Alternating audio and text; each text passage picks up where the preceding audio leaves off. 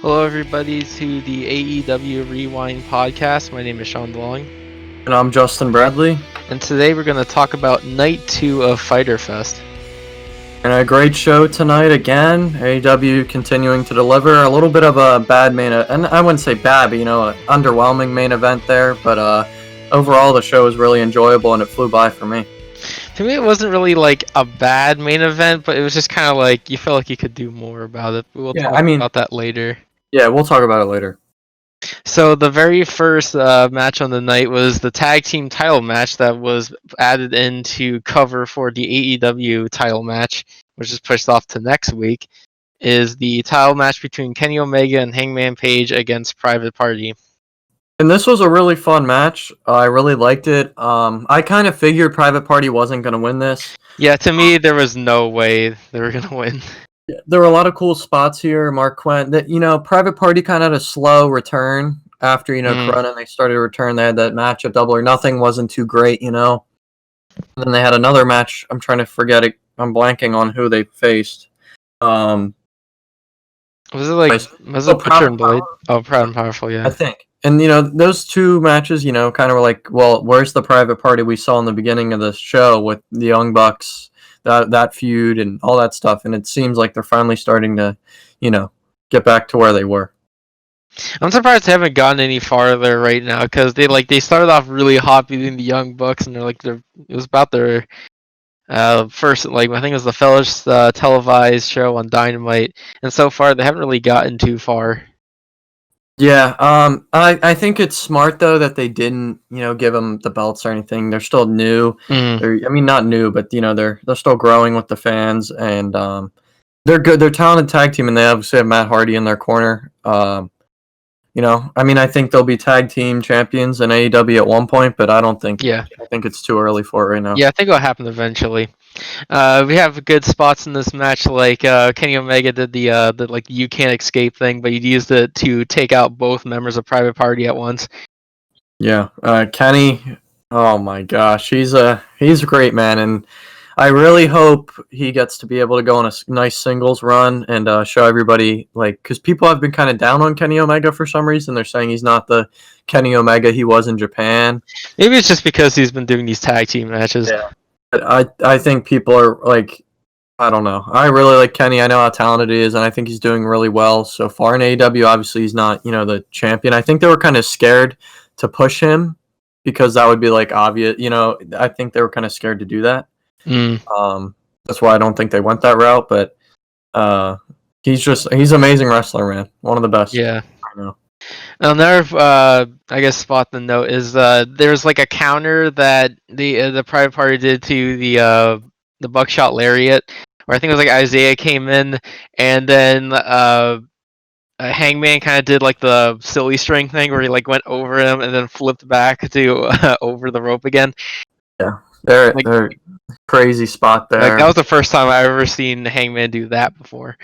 Yeah, Hangman, he always pulls something out of the hat every week, I mean, to me at least. He always, shows something that you don't think he can do, but he can. And one thing he hasn't been doing recently is that, I forget what it's called, but he does that flip to the outside from the top turnbuckle, but I'm pretty sure he can't do that because, the spacing around the ring.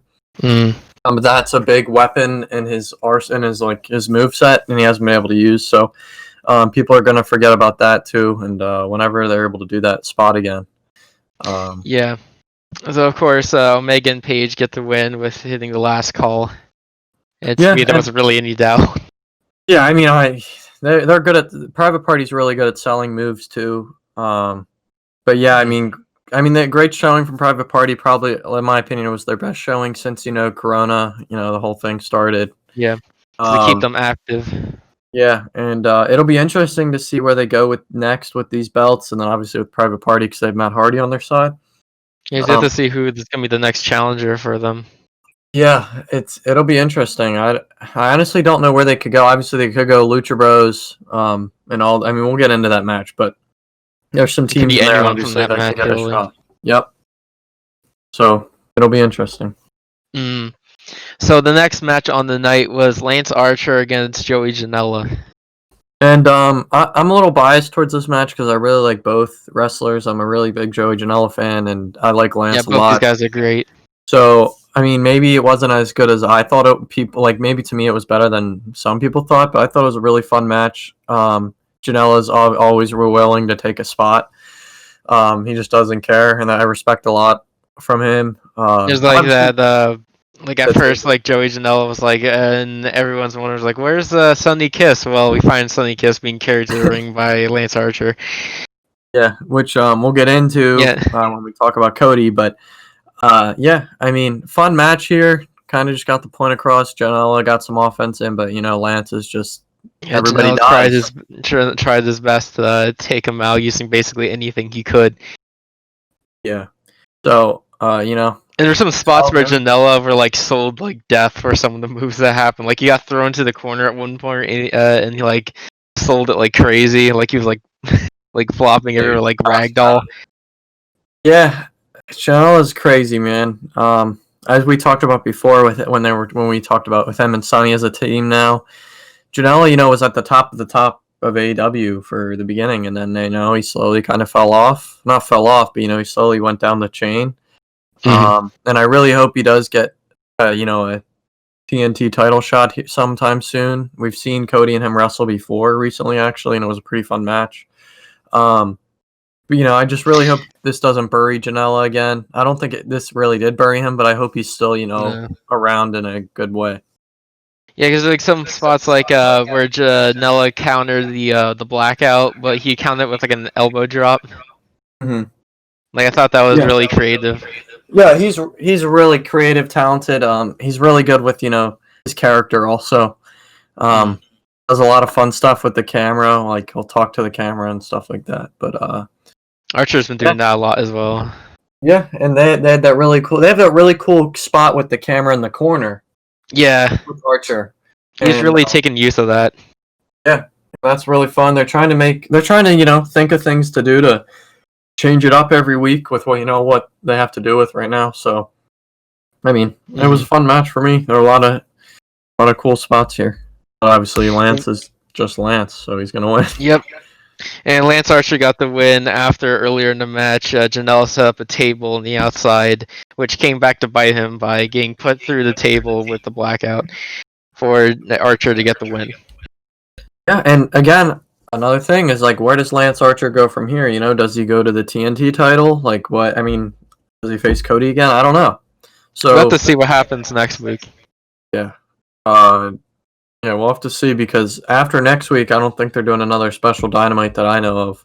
At least we don't know of yet. So there's going to be a lot of Dynamites before September 5th. Yeah. So the next segment of the night is a vignette from Darby Allin, who says that he didn't forget about Brian Cage, and he's with Travis Pastrana and hits a giant coffin drop from a very, very high place. I've seen him do it higher. I think I've shown you that bit. He did it in the winter. He did a crazy one, but yeah. I mean, I'm really happy. Seems like that's what they want to do with Darby. Yeah, and I'm really happy that they're gonna try and push this Darby Cage match at some point. Obviously, I hope that doesn't mean Cage is gonna lose. Which I mean, I don't know. I think it's 50-50. I don't think that would happen. I don't think that would happen. But I mean, if Cage wins, Darby could go for the title. I mean, obviously the record would have to be better. He'd have to get back into the ring and work his way up. But I think this could be a little fun feud that could last quite some time. I believe Brian Cage would win. Oh yeah, I'm talking it would just make about him with Mox. Like if Moxley, because if they're trying to push the Darby Cage thing, does that mean does that mean Cage is going to lose? Because would Darby be even credible to fight for the title with how the records go? Yeah. This whole Moxley Cage match is just such a toss up. Yeah, because they could go both ways, and we've talked about this. We'll talk more when Taz gets into the ring here, but Darby, I'm excited for him to come back. I've missed him. I think AEW's missed him a little. The fans have missed him, but we've talked about it too. He's really thrives off of the fans, and I mean, he's still a great wrestler. We've talked about this too. Like, it's just the fans. The crowds add a lot to John Moxley matches. To everybody, to everybody, to Mox, to Darby, to everybody. So Yeah. Yeah, I say I mean, FX probably Darby and Moxley the most. for sure. So the next segment of the night was a pretty interesting one. It features a interview with Taz and Tony Schiavone. And Cage is shirtless this week, which we talked about last week, saying that this is what he should have had. Like, but yeah, Yeah. I was watching with my friend, and before we heard the music come in, we're like, "Is he gonna have a shirt or no shirt?" And we like tried to bet on it, but he didn't. He had no shirt with skinny jeans and shoes. So it make this segment better, just a little bit. yeah, just a little bit. So we see that Taz is carrying something to the ring. Yeah, and I was like, I don't know what it was. I was like, Yeah, I didn't know what it looked like a title belt, which obviously that's what it turned out to be. But at first I was thinking it was like they wouldn't actually change the look of it already. yeah, I don't know. I was like, did they steal the belt from Moxley or like, or not Did he steal the just, belt? yeah, But like I didn't know. I I don't could know, have I was been very anything. confused. Yeah. And then it was revealed that the title belt that Taz was holding was the FTW World Championship, which is the title that Taz had in ECW when the ECW World title was disappeared from television for a long period of time. Yeah, and I guess there's no copyright with WWE or anything. I mean it's Taz's belt, but I don't know. I'm guessing not. Obviously, if they put it on TV, I we'll mean, have to yeah, see. because from what I know about it is it was a belt that Taz and uh, uh, that he created part Paul with Heyman with Paul EC. Are you Heyman, talking yeah. about ECW? Yeah, Yeah. back in ECW they I'm together blanking. created the belt. Yeah. Yeah, I know what you're talking about. I just can't. I'm And blanking on the name. the reason was that it was because the champion at the time was injured, and he was in kayfabe basically. Taz says like, well, if he can't go for the title, he'll claim himself as a champion, and that's where the FTW champion came from. Yeah. So it's interesting to see like them use it here because I mean it in context it does really work because Moxley's been gone for a while and he keeps claiming that he's already the champion. So it all kind of works out in a way. Yeah. Again, does that mean they're defending this belt? Like, is that going to be another belt to the roster? Is that what we're doing? I mean, I don't I know. I don't know because I feel like this could be like a situation like the $1 Million Championship did back in the olden days of WWE, but I don't know. Again, I always say it's interesting, but the AEW really leaves you with a lot of question marks, which I think is a really good way of promote like making you want to see what happens with it. And It makes obviously you want to next week, tune in to know what happens next. yeah, next week's gonna be a huge night. I feel like we've said this the past couple of shows now, but yeah, I'm excited to see what they do with that belt. If that's gonna be defended or what. If it's But gonna be a legit belt. again, I see a lot of casual fans that are like, "Oh, the Brian Cage just looks like." I mean, obviously he's crazy big, but like he's just like that every other like hot like big guy that WWE has. But like I I don't mean, think like, people don't understand how like like, they've never seen him before. So like I think they're gonna be yeah, surprised. and also it's like not every casual fan will remember a title belt that was not really like an official title belt from back in the late '90s from Yeah. ECW. So we'll have to see what they're gonna do with it. It's kind of right now unknown. Right now, the only thing I can see of it being is like the $1 Million Championship with Ted DiBiase, but we'll just have to see. Yeah. We'll have to see. But next up, we got this match of the night, in my opinion. Yes, You the want to get eight-man into tag it? team match between Lucha Bros and the Butcher and the Blade versus FTR and the Young Bucks. What a match! I mean, I don't know. That match was crazy, yeah. It was definitely one of my favorite matches since the whole quarantine wrestling going on. But Which geez, they also note that the Lucha Bros and Butcher and Blade came to the ring and FTR's stolen truck. yeah, I was surprised. I mean, we'll get to the ending there, but I was surprised they didn't leave in it too. But That's probably how FTR gets it back. yeah, I guess I don't I know. guess. Fight for the car. I don't know. I don't know. So yeah, it was a crazy match. There's so many different spots that we probably won't be able to talk all about because there's so much stuff happening. Yeah, but the one thing I do miss was Lucha Brothers. Obviously, Yes. we've seen Phoenix, but it's so nice. It's so refreshing to see them. We haven't seen them since last weeks of TV before, again, I keep saying, but a lot of stuff has been impacted by Corona, obviously. So we haven't really seen them for a while, like 4 months probably. So it was really refreshing to see Pentagon. It's just You such a know, great character, him great with look. his gigantic slaps and that he can do on people, and like really early on there was that like ridiculous combo that Lucha Bros do. I'm pretty sure to one of the Young Bucks, and then I'm pretty sure it was Nick Jackson who did like absolutely insane like top rope Hurricane Rana, where like him and Phoenix both jumped to the top rope at the same time. It was They have such good chemistry. And then if you remember their match and on Dynamite, Nick and Phoenix had a match on Dynamite. It was insane. And yeah. they have a lot of chemistry together. Them and the Lucha Brothers obviously passed before AEW with PWG. This reminded me of PWG match. I don't know if you watch PWG at all. I did see like clips from a PWG matches, and from those clips I've seen, it does that. This match definitely felt like one of those matches. Yeah, and I'm sure Excalibur is one of the owners of PWG, so I'm sure he had a lot of fun calling this match. I did not know that.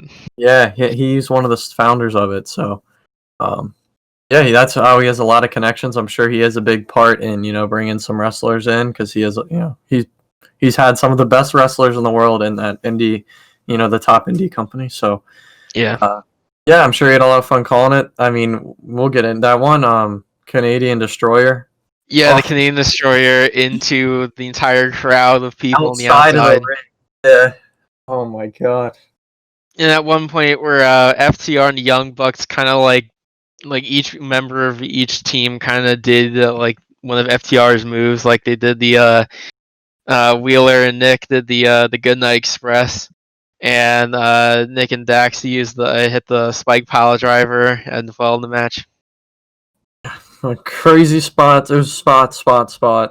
This is the type of wrestling I know I like a lot, and I'm pretty sure you do too. Obviously, It's definitely entertaining. It's popcorn wrestling. Like a Moxley Hager kind of slow, or like a Cody Hager kind of match where it's slow. We kind of like these kind of matches, and I know a lot of people do. It's fun. A lot of crazy spots.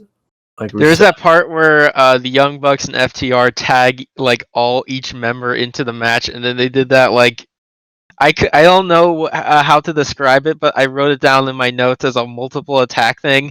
Like they like pretty much all of them did some sort of splash or attack or whatever, and that wasn't the finish of this match. Yeah, I was like, wow. But this finish of this match kind of surprised me a little bit. Like not the way, because I kind of if Lucha Brothers won and Butcher and Blade, I wouldn't care. But the way that it ended, it didn't seem like that was a finish to end it. Yeah, but I think it kind of makes sense that like I said, the Lucha Bros were able to get the hit the LB driver on Matt to win the match after he accidental contact on Dax Hardwood. So it kind of gets over the fact that they aren't like they can't work perfect with each other, but Yeah, and they're slow burning this match. Obviously, it ended with the super kick to Dax. Yeah, I believe, and like we said, I'm sure they're gonna make this an all-out match on September 5th. Because that's their next big pay-per-view. That's probably gonna be when this burns over. That's probably what's gonna be. But again, we've talked about FTR, and the tag team options are endless for them to face. And boy, did they start off for their third act like legit tag match, not like an 8-man. Oh yeah, we're gonna have to, and we'll bring that up when we talk about the matches happening next week. But what a way to start off, or one of the best teams to start off facing. So they're taking off real quick. Yep. So the next segment they show is a vignette from earlier in the night where Big Swole is not allowed into the building. She's been suspended for kidnap or something like that. For yeah, because Britt Baker. Okay. Now with me, we'll get into it because I don't think the Brit part happened yet, where they did the Yeah. interview or whatever. But I don't know, man. I just don't. It's not really working for me. It was kind of cringe what happened later on. To me, at least, I thought it kind of reminded me of some WWE stuff, and I didn't really like it. All right. Yeah, we'll get there. We'll get But the into it, next but match on the night was it's a 2-on-1 handicap match with Nyla Rose versus two women, Kenzie Page and I think it was a Kylan King was yeah, their it names. was two jobbers. I mean, I kind of Basically, knew it yeah. was going to be a jobber or jobber. I didn't know it would be 2-on-1 because They just said that she was going to be in action tonight and had an announcement. Yeah, I didn't know what the announcement would be, but So of course, yeah, obviously you said like Nyla wins after a beast bomb on Page that was onto King to get them yeah, pin them both, and which after the very on brand. yeah, easily. And then after the match, well, obviously Sheeta was there with her belt Hmm. outside, and it looks like they're doing a part two, It could, yeah. I think there might be a part 2 coming up.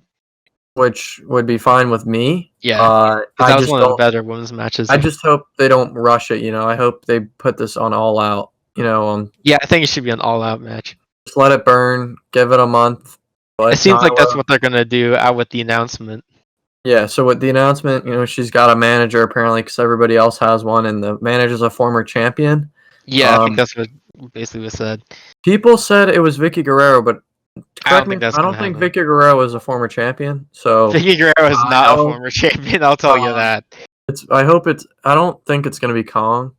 Um, but I I don't don't know. I know. don't. AEW could get anyone, so who knows? Yeah, I don't really know too much about women's wrestlers that are available or like the history like too well about champions and stuff. So I can't like exactly pinpoint a name for her. So another thing, it'll be interesting to see. What Mhm. happens with that too. So. At least they're giving the women time.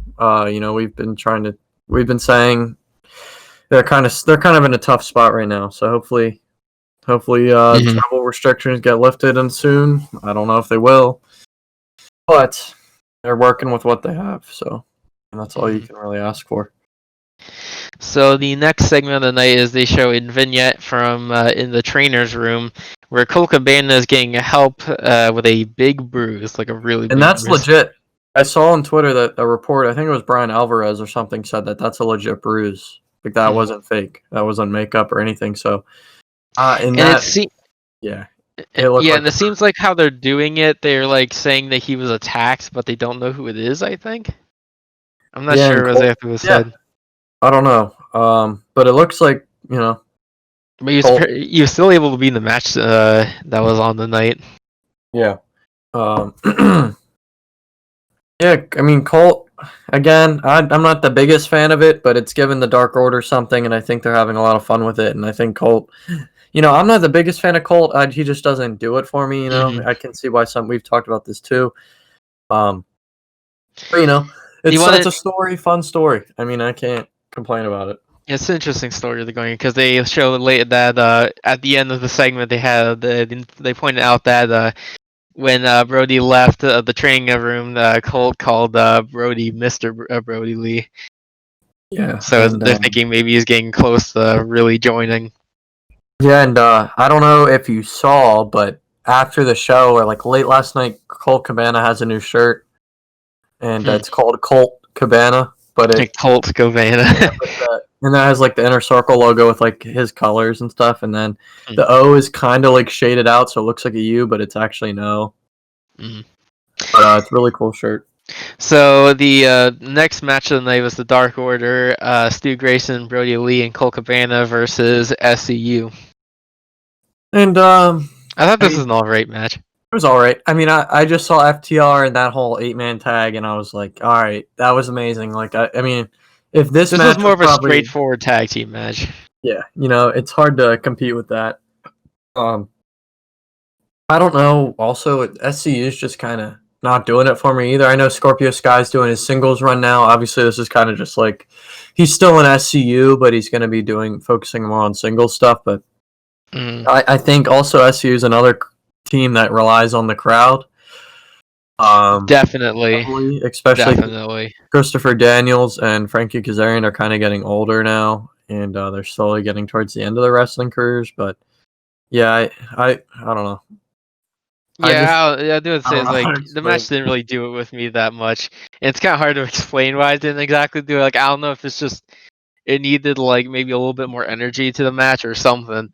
It just kind of felt really straightforward to me.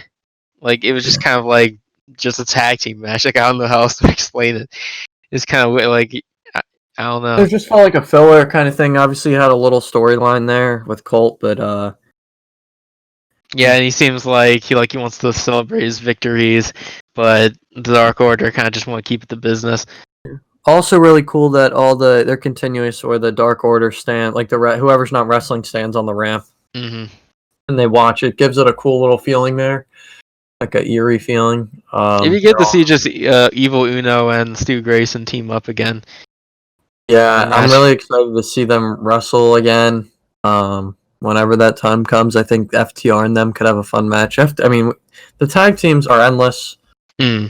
in this company. I hope they just I don't know, I don't know if a mid card tag belt would be okay. I don't know how I feel about that, but I don't know. The I only feel like there's other so many tag teams that Yeah, it's it's like gonna the only other way to do like I guess you can't really do a like a mid tier tag title with. It's kind of hard to unless do that.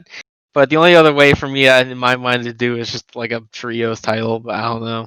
yeah, trios, or they could do have a dark tag belts and a dark title because I know they were. I mean, by now they would have had another show on TV. Obviously, again because of Corona, but they were planning on having another show, and I think they still are. But obviously, everything got pushed back.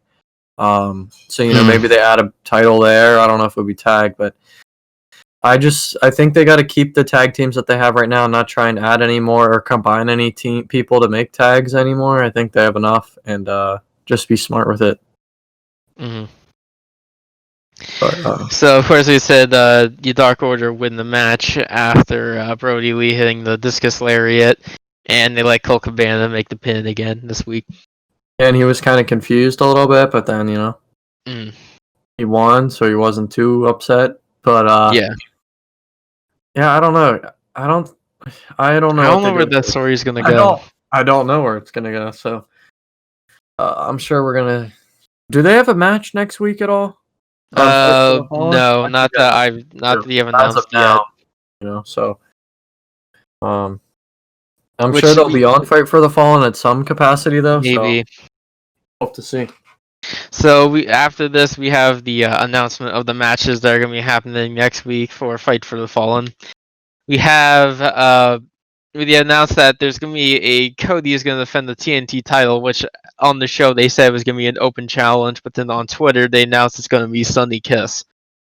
Yeah, and I don't mind it. I think Sonny's a great wrestler, up and coming wrestler. It's just she got carried out, or he got carried out to the ring. I'm sorry, he got carried out to the ring by Lance. So It's just it kind of just makes it seem like we're really taking. I don't want to say we're really taking a step down, but it's just kind of I don't know. The challengers really changed. I just wish the In challengers would loyalty. be like, obviously you want to put people over, but I also wish it was people that would be more believable that they're going to win, because I doubt Mm. he's not losing that match. Obviously, like to me, he's not. Cody is not going to lose that match. Yeah, it's just like I want matches that it'll be really you don't know what's going to happen. And I know it's Yeah, hard because you can't do that for every single person, but it seems like every single time so far has been a match where it was like, oh, he's definitely going to win. yeah. I feel like what they're trying to do is put over Kiss as being like that he can wrestle legit like matches and all that. And that's probably what they want to do, like show that he can wrestle like singles competition against someone as serious as Cody. But I feel like what they really should have done was keep it to being just saying that there's gonna be an open challenge and not just like announce it as an open challenge and immediately announce who it is after the show on Twitter. Like I feel like Yeah. having the suspend like the unknown and having this like the build up to being like, oh, who's it gonna be is way more exciting. Yeah, I agree completely. Hopefully, I was sad after Hager. That was when it was really going to kick into gear with these defenses. But I don't know. I guess maybe after Sunny, we'll have to see because obviously there are some contracts that are ending with WWE. I'm pretty sure they have to be ending soon. We have to figure out what's gonna happen. I don't know anything about that stuff. They have to be because they got released how long ago? In like February, right? Yeah, it's been at least It's a month 90 or two. days, so it should be soon. If I can do math correctly, I don't know, but um, I don't hate Cody.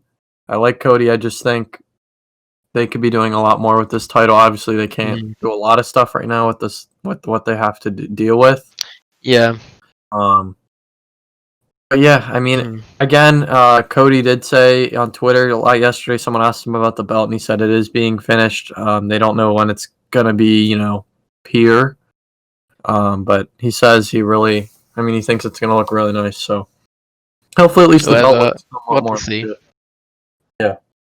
So one of the other matches we have on for next week is the Lucha Bros versus FTR, which this should be probably the match of the night next week.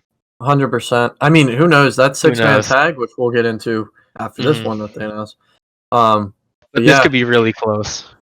yeah, and I'm sure there's going to be some sort of promo package this week. They always do these. They're going back to the Road 2s every week. On Monday, they do like a Road 2 to the Dynamite. They were doing that, and obviously Corona stopped it. And it was to the point where it's like, there's no point in doing this when there's no crowd. But now, for the bigger shows, they'll do these like to build up the matches. And I'm pretty sure we're going to get something, at least from FTR, about how they've been waiting to meet the Lucha Brothers in the ring. Obviously, they did, in the 8-man, but like like a straight up tag team match because they don't follow the rules and stuff like that. So I'm excited to see what they do building up. But it's going to be an incredible match. If I had to predict early prediction for that, I think FTR takes the win there. Yeah, it's gonna be a really close match, but I think FTR might just like barely get the win. Yeah, unless Young Bucks come out. I don't know. They could do Young Bucks could come out or something. I don't know. Who knows? Butcher and Blade might come out. Hopefully that doesn't happen. Honestly, I'd rather just see them straight up wrestle with no shenanigans. Yeah. Yeah, I can't wait for that one. And everything's live next week. So no. Also, another thing I didn't say was that should be cool.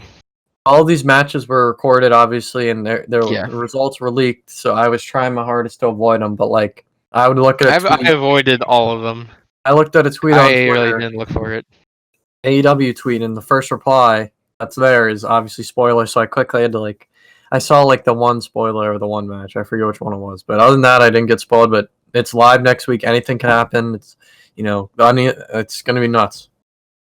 So the next match they announced was the Elite of Kenny Omega and the Young Bucks versus Jurassic Express. Yeah, and this is an interesting pairing, obviously with the Elite. Hangman's definitely gonna feel left out again.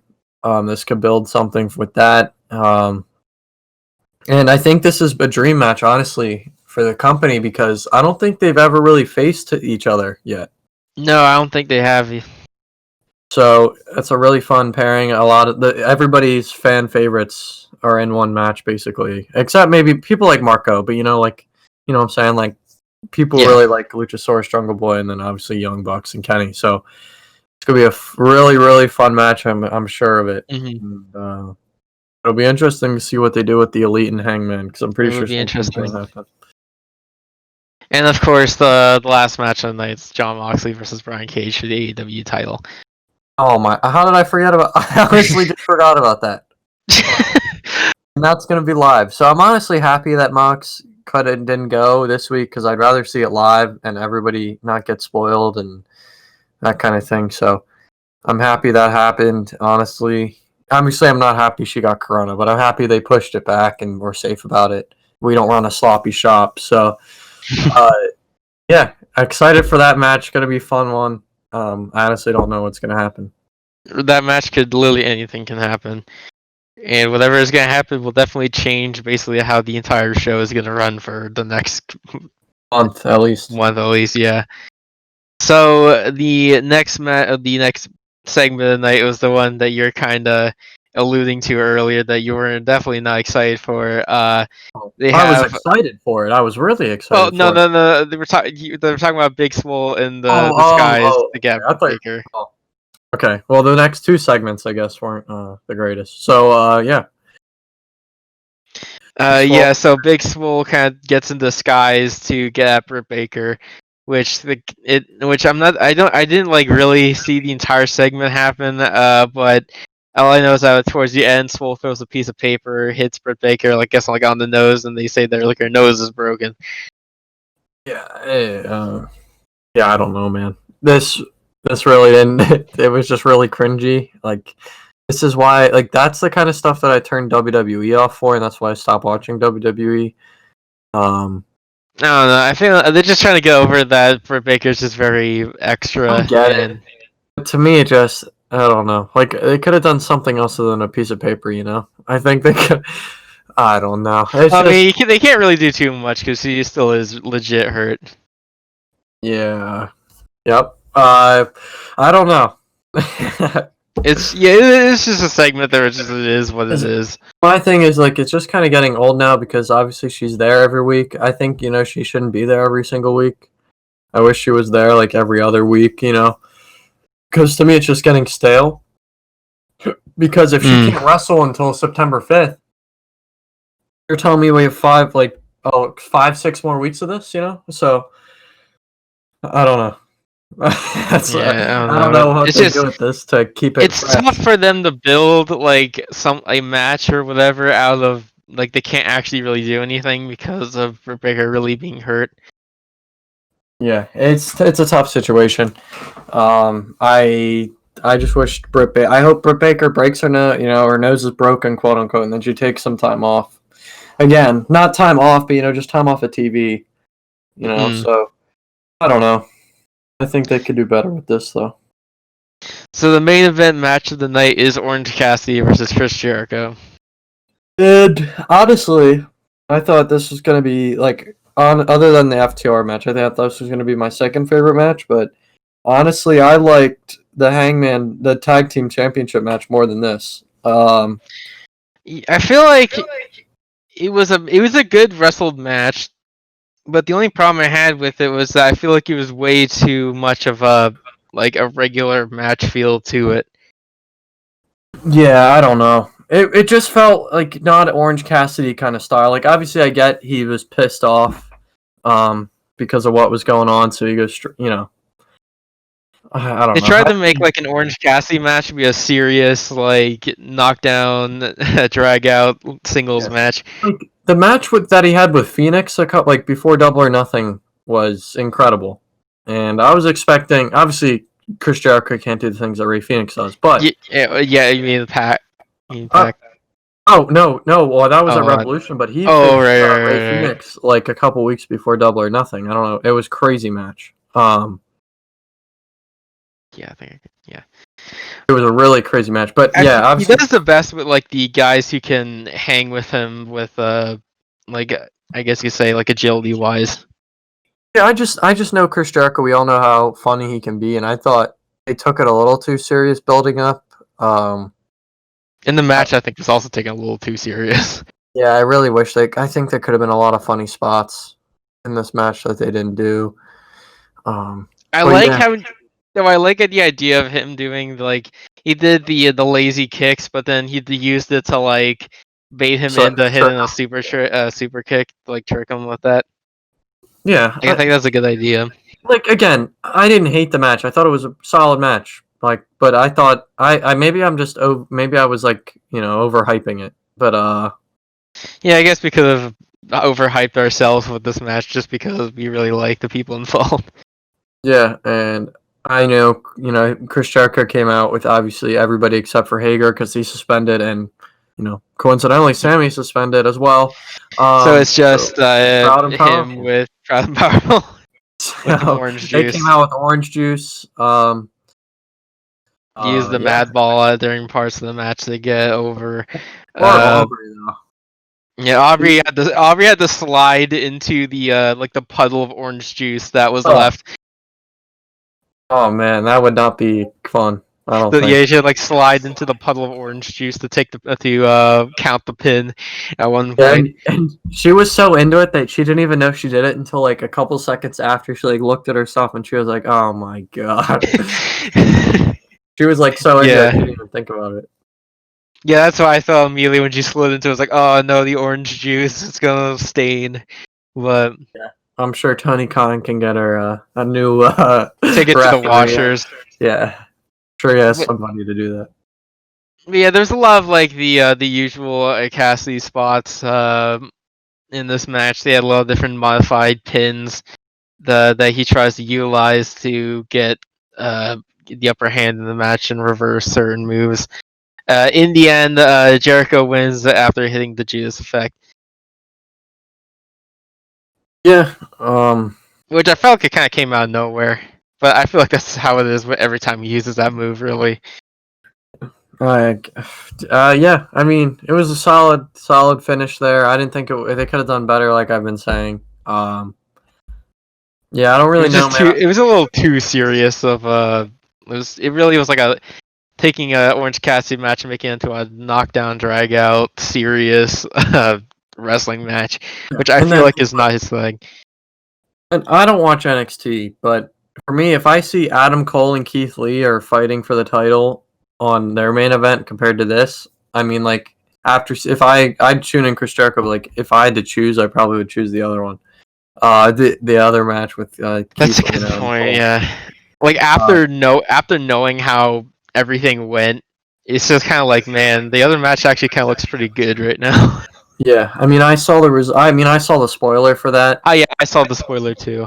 and I was like, wow. But this is an NXT review, but Yeah, again with Adam Cole, there's rumors that his contract's up, but then people are saying he extended it. People are saying it's done in the end of August. So if he more loses, rumors. spoiler, I'm not saying, but with the result of that, makes you wonder, if he's done, like they're done pushing, or he's going to the main roster to get Who ruined. knows? So It's a whole bunch of stuff. You never yeah, I know don't what know. can happen. I It's think wrestling. could be a fun night of All Out if Adam Cole signs with AEW, if that actually happens. Whew. I couldn't even imagine. Uh, yeah, that would be something that literally no one would see coming. But it's like I said, it's wrestling. Literally anything can happen in the wrestling world. Yeah. Um, People can sign at the very last minute, or people can sign with another company and keep it a secret for a whole week, or no one really knew. So it's kind Yeah. of is what it is. Yeah. So overall, the show Fighter Fest. I mean, 2-part show. I think night 2 was better than night 1, but Probably. yeah, I I yeah, saw but the. Maybe my opinion will change throughout the week. I don't know. overall, I'd give it like a 7.5 total out of 10. Like if you combine the two If you nights. combine 2 nights, yeah, it'd be like a 7.5 maybe. Yeah, somewhere in there. Obviously, it's hard to do really perfect shows right now. They're just doing with what they can. Fight for the Fallen looks to be a lot of fun. It's live. Probably it's gonna feel different. The live shows always feel different. Live shows always feel different. The one thing we didn't talk about was the Puppy Bowl was on the YouTube Oh, channel. I didn't see it. I'm I probably didn't gonna go see it check it either. out. I'm gonna go check it out after this. But people were I really. didn't know that's where it was. I saw. Yeah, yeah. I forget what it was, but I'm imagine Cody's dog's gonna be in it.